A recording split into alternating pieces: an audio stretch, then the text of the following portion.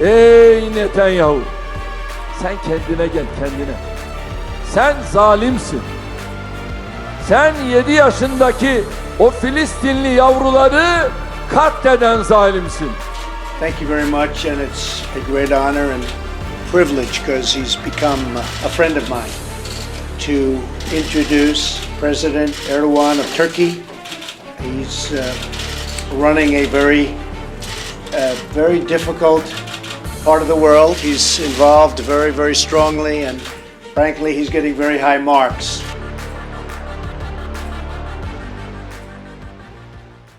Some may already know what we're witnessing today in Turkey with Erdogan was already predicted in Samuel Huntington's book, The Clash of Civilizations, and pretty much everything predicted in this book is happening today.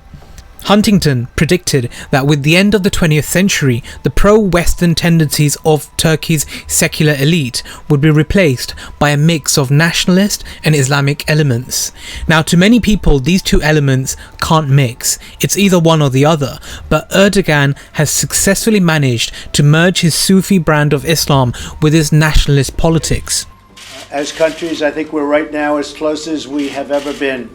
And a lot of that has to do with the personal relationship. So, President, thank you very much. It's a great honor to have you in the United States. Thank you. Over the past few years, Turkey's relations with the United States and Europe have been turbulent, to say the least. Former US President Donald Trump and Turkish President Recep Tayyip Erdogan established a friendship of some sort, but Turkey doesn't trust the United States for its support of the Syrian Kurdish forces in Syria and its harbouring of the self-styled Islamic cleric Fethullah Gulen, who was described by Ankara as the mastermind of the failed coup in 2016. And Erdogan's relations with Europe have not been any better. European leaders are tired of Erdogan's increasingly illiberal tendency and its eagerness to display its military might in the eastern Mediterranean. Erdogan changes allies and partners at whim.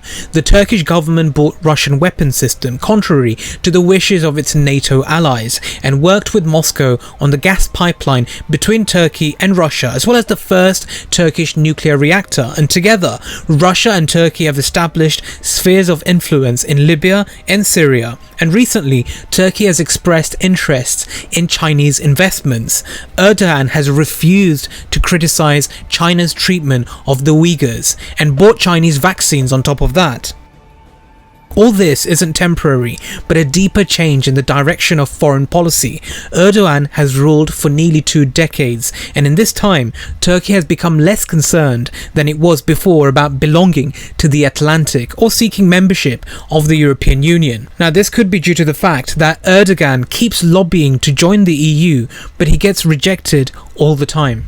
Turkish leaders are deeply suspicious of NATO partners and they speak of strategic autonomy. Turkey was once the preeminent model for a secular Islamic republic. Today, commentators question its secularism. Turkey is now eager more than ever to establish itself as a standalone power. Its foreign policy is best understood not as a drift towards Russia or China, but an expression of a desire to maintain a foot in every camp and manage competition between powers. It's actually politics based on self-interest rather than religion, although religion does play a part because it wins the support of the religious folks. As I said, Erdogan manages competition. This is actually a historical strategy he's been using. Both the Ottoman Empire in the late 19th century and the Turkish Republic in its early decades sought to play the most powerful states against each other. The Ottomans did it to stave off the collapse of its empire. Ottoman leaders entered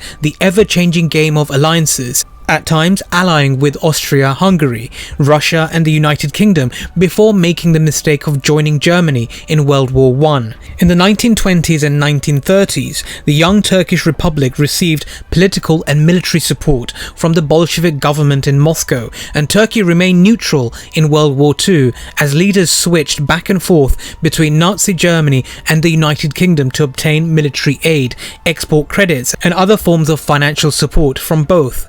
President Erdogan has the same goal. today, which is to conclude deals with world powers without choosing a party. The secular tradition established by the founder of Turkey, Kemal Atatürk, in the 1920s was based on portraying the Ottomans as backward, ineffective, and unable to keep pace with contemporary civilization.